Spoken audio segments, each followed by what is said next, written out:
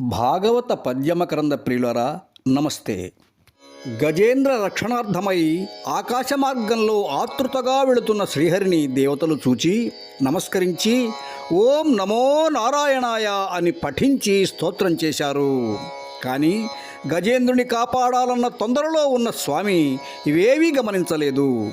ఆయన వాయువేగంతో ముందుకు సాగిపోయి మకరీ పోరు సరుపుతున్న సరస్సును చూచాడు. అలా చూచిన వెంటనే స్వామి కరుణా సింధుడు శౌరి వారి చరమున్ ఖండింపగా బంపే సత్వరితా కంపిత భూమి చక్రము మహోద్యద్ది స్ఫులింగచ్చటా పరిభూతాంబర శుక్రముం బహువిధ బ్రహ్మాండ భాండ చటాంతర నిర్విక్రము పాలితాఖిల సుదాంధ చక్రము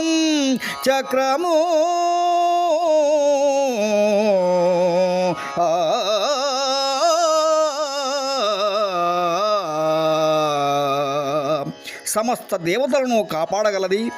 భూవలయాన్ని తన వేగంతో కంపింపజేయగల శక్తి గలది. దాని నుండి పుట్టే అగ్నికణాలలో నక్షత్ర మండలాన్ని పరాభవింపజేయగలది.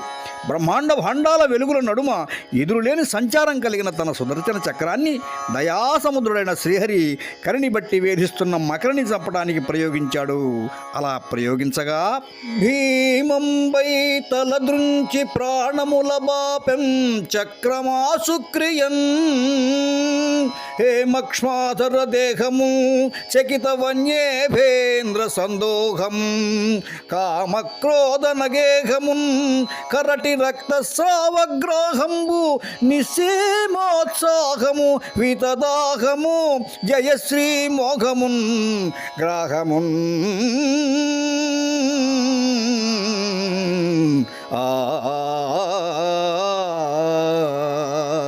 హరి ప్రయోగించిన ఆ చక్రము రివ్వున పోయి మేరుపర్వతంలా మెరిసిపోతున్న శరీరం గలది.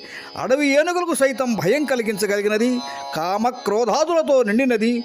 గజరాజును రక్తధారలతో తడిపినది. అంతులేని ఉత్సాహంలో గెలుపే ధ్యేయంగా ఉత్సాహంగా పోరాడుతున్నది అయిన మొసలిని ఒక రెప్పపాట్లో చంపివేసింది.